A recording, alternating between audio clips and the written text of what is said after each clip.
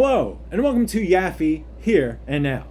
On this program, we will dive into the time capsules filled with old vintage documentaries shot on film from the You Asked For a catalog.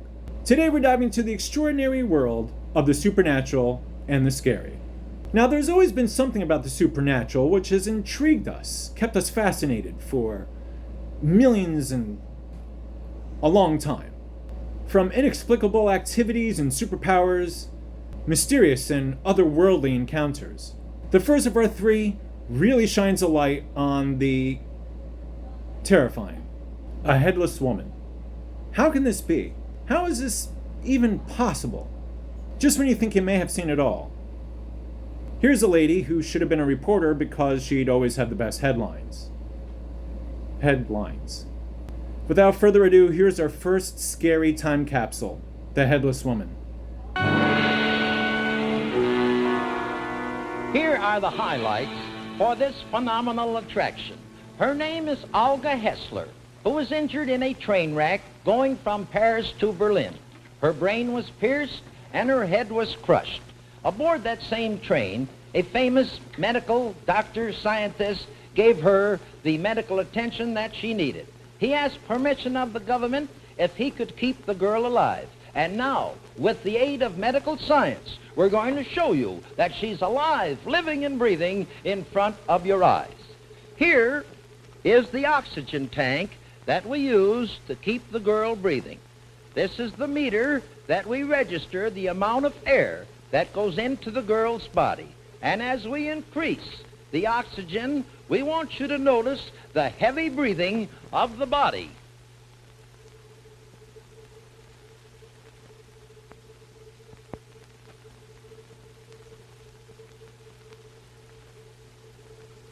This girl is fed 7 times a day using a liquid diet.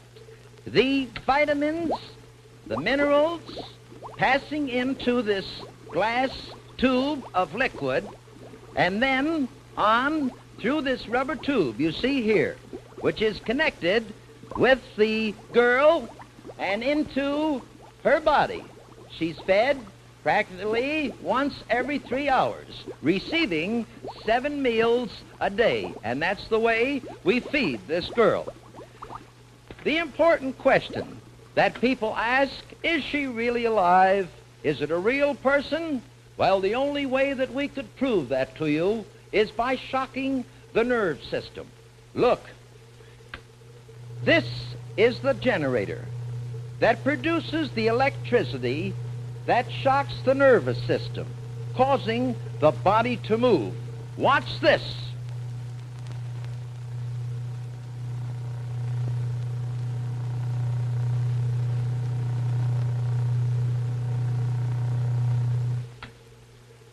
And that, folks, concludes my part of the performance.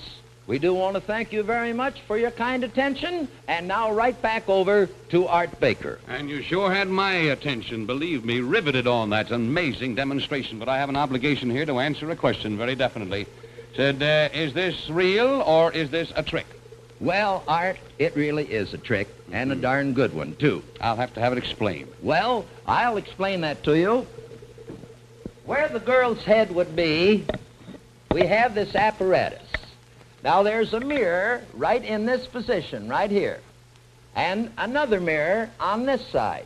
It's reflecting the walls, which gives the illusion of looking right straight through, making it appear headless. We'll turn the girl around so you can understand what I mean.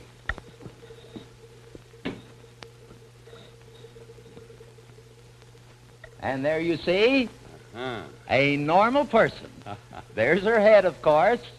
Here's the back of the mirror that I pointed to, and there's one more on the other side. And as I bring her back to her original position, you can see how Olga, the Headless Woman, is shown all over the country. Something tells me if she flips a coin, she chooses heads. Feel free to insert any of the crude jokes that I would like to make, but I can't. If you like what you're seeing so far, hit that like button and don't forget to subscribe. And also, in the comments down below, let us know what kind of topics you would like to see. We have a top 3 for literally every kind of topic, mostly. They say Ecuador is a very enchanting, mysterious land where ancient traditions sometimes mix with modern-day mischief. What we're about to witness is an actual witch doctor. Forget about anything you may have heard or learned about witch doctors with shrunken heads and broomsticks and rat whiskers. This witch doctor from Ecuador is the real deal. And now for our number 2 time capsule, the witch doctor from Ecuador. We can almost feel the forces of nature gathering in this tiny hut in the Ecuadorian village of Iluman. This is the home of the brujo, or witch doctor, and tonight we have the rare opportunity of watching him do his work. Our brujo is Jose Luis Moran, one of the most famous witch doctors in the area. The hut is cramped with Moran and his helpers, so there's barely enough room for our camera to operate.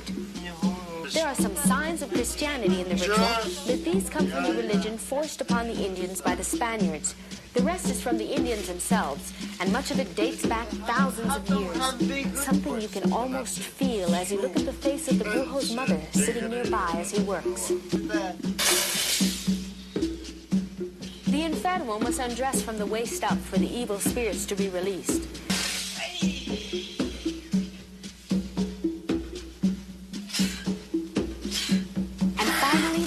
Beats the enfermo with nettles as the ceremony comes to a climax. It is finished and the brujo throws the leaves away, now contaminated with the evil spirits. The brujo of Iluman, his work is part of life for the people who live in the mountains of Ecuador. Talk about supernatural. The only question is, does this witch doctor take insurance? Our 3rd time capsule is extraordinary. It's about the ghost city of Pompeii. Pompeii is a place where you could still hear the enchanted echoes of ancient civilization, the perfect mix of history and the supernatural. Once a thriving Roman city, Pompeii has now become a ghost city, filled with all that which is supernatural. Here's our 3rd time capsule, Pompeii, the ghost city. Pompeii, a ghost town of antiquity where time and death can have no meaning, even for the 3,000 people who fell there almost 1,900 years ago.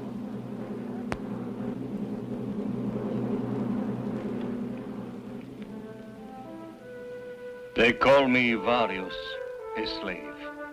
While our masters fled the terror, we remained to guard their homes with the old and the sick. The bronze beds of the rich and the mighty were never to be slept in again. The sundial gave the time, but no warning. I was serving my mistress, Julia Felice, as she reclined in her triclinium, heaped with soft pillows. Outside, others labored in the Thermopolium, a small cafe where hot wines and honey were served to the throngs who passed on the narrow street, its stone pavement deep rotted by wagon and cart and chariot wheels throughout the years. Campaign appeals on every wall. Citizens, please cast your votes for Lucius Poidium Secundus, who is running for councilman. But the election was never held. Those who could vote had fled.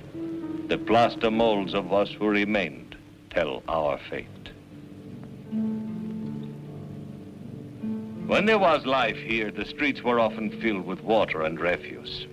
The stepping stones were used to get from one side to the other.